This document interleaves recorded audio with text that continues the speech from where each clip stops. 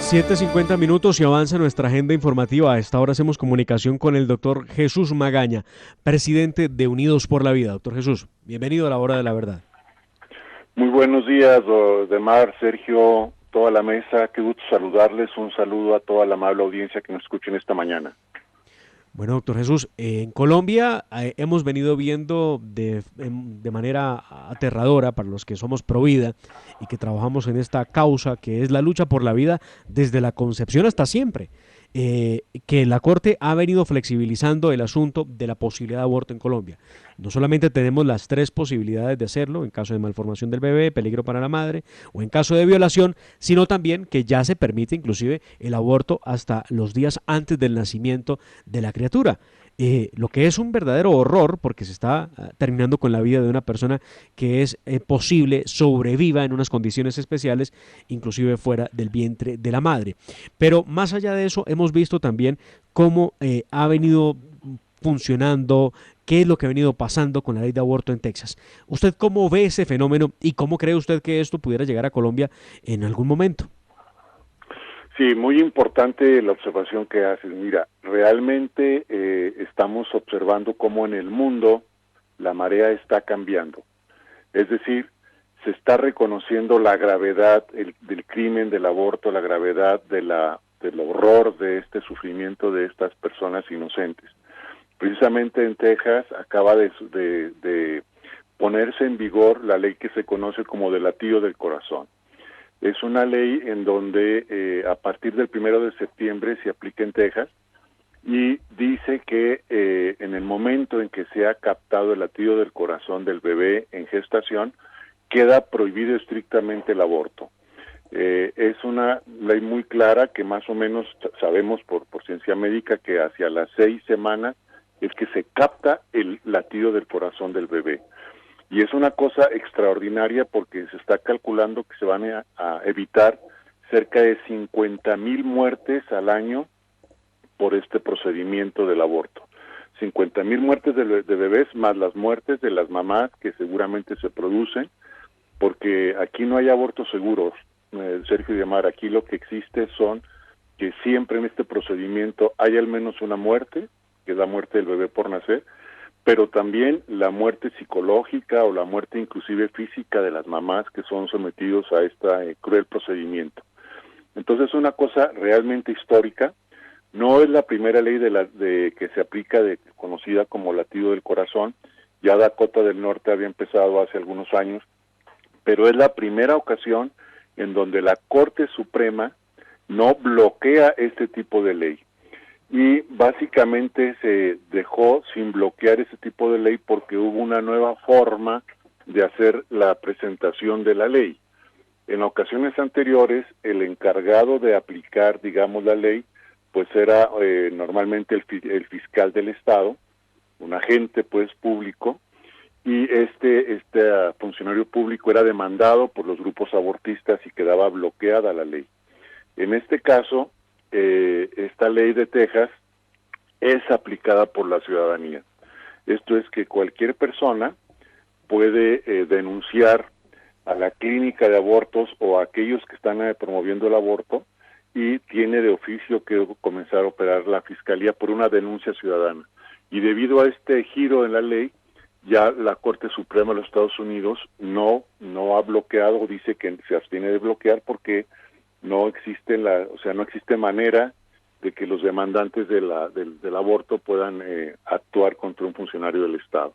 Entonces es una gran noticia, están cambiando la marea, no solamente en los Estados Unidos. Yo creo que ustedes también recordarán que el último Congreso del Partido Comunista Chino, allá donde durante más de 50 años han aplicado también el aborto, en donde se ha prohibido a las mujeres chinas tener más de un hijo y el resto han sido abortados masivamente, millones de niños chinos abortados, pues ahora el Partido Comunista China, repito, cambió sus disposiciones y ya ha relajado su propuesta de reducir solamente a un solo hijo por pareja, y ahora está abriendo y promoviendo la natalidad porque se han dado cuenta que llegaron al punto de no retorno.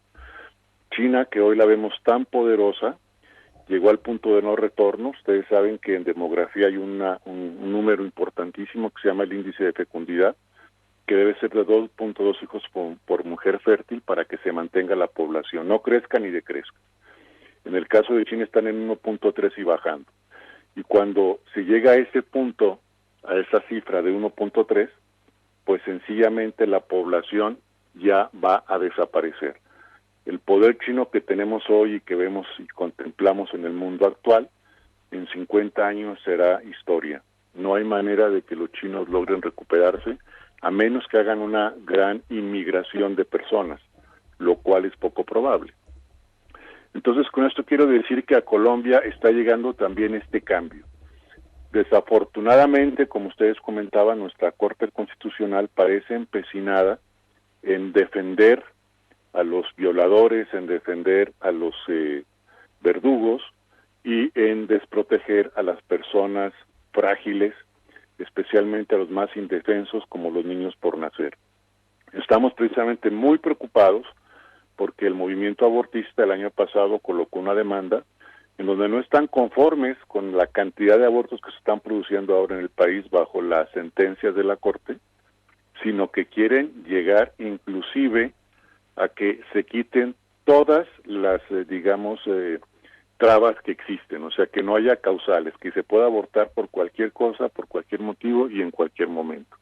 Entonces estamos muy preocupados, hacemos un llamado desde esta emisora, desde este programa tan importante a los magistrados de la Corte Constitucional para que nieguen esta demanda del movimiento abortista, y no solo eso, para que desmonten la sentencia C-355 de 2006 que aprobó toda esta carnicería que estamos padeciendo en Colombia.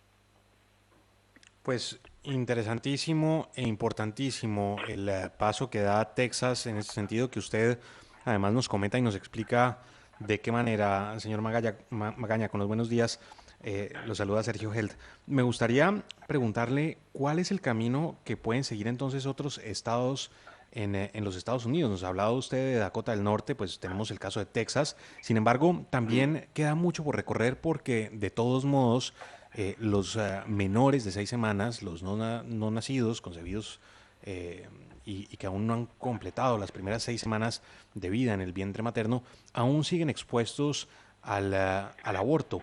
¿Cuál es el camino que se sigue y cómo hacer para seguir dando esa batalla precisamente por la vida en el vientre materno? Pues precisamente hemos comentado con todos nuestros amigos del movimiento Pro Vida en los Estados Unidos que están alegres, entusiastas, pero todavía no suficientemente satisfechos por el esfuerzo que se ha hecho por más de 50 años. Lo que dice Sergio es totalmente cierto, o sea, de hecho, bueno, pues es un gran avance porque, como sabemos, las 6 semanas, que a las 6 semanas empieza a detectarse el latido del corazón es muy importante porque normalmente las mamás, cuando quedan esperando un bebé, tienen certeza, una certeza mayor de que sí están embarazadas por ahí cuando ya van cerca de la semana octava.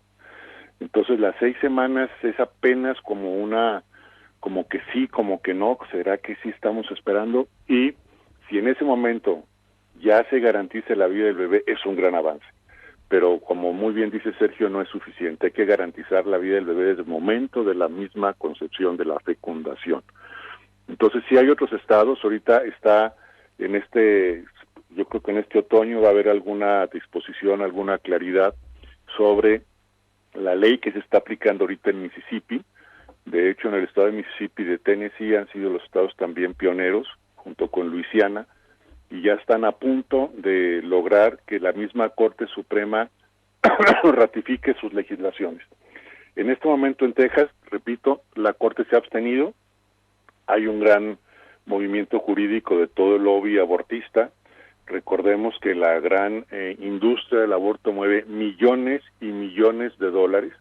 Está ahí metida la IPPF, que es la International Planned Parenthood Family, que contrario a su nombre, pues no tiene nada de paternidad ni de familia, destruye la paternidad, maternidad y destruye la familia.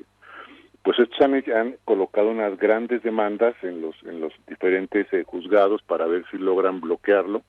Hasta el momento no, desde el 1 de septiembre está operando esta ley, hay muy buenas posibilidades de que sea así y que sirva de fundamento para las otras leyes que vienen en camino de los demás estados. Si esto es así, se va a romper la tendencia mundial y esta gran industria del aborto se va a quebrar y no va a tener manera precisamente de seguir empujando el aborto a otras naciones. Aquí tenemos la sucursal de la IPPF, que se llama Profamilia, que repito, pues desafortunadamente no tiene mucho de familia, de nada de familia ni de pro, y ellos son los que aquí en Colombia han promovido fuertemente pues esto del aborto. Ustedes recuerdan que hace menos de un año fueron los que llevaron a cabo el aborto del bebé Juan Sebastián, este bebé de una pareja de Popayán, en donde la mamá fue prácticamente secuestrada por Profamilia, la subieron a un avión, se la trajeron a Bogotá y mataron al bebé Juan Sebastián aquí en la clínica de la 34.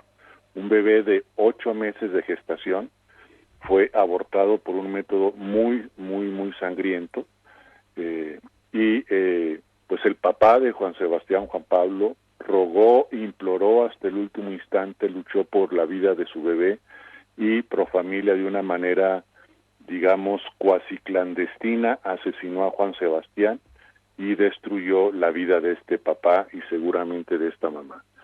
Y no le ha pasado nada, sencillamente se amparó diciendo que según la sentencia C355, cuando existe grave riesgo de la madre, se puede abortar. Y ellos argumentaban, repito, que había un grave riesgo de salud mental. Y como tenía grave riesgo de salud mental, mataron a este bebé Juan Sebastián. Y ustedes saben que bajo este argumento de la salud mental, se están haciendo el 98% de los abortos en Colombia. El 98%. No es por violación, no es por malformación del bebé, sino por grave riesgo de salud mental. Y ellos equiparan el grave riesgo de salud mental a una depresión, a una angustia, a un miedo que se pueda presentar durante el embarazo.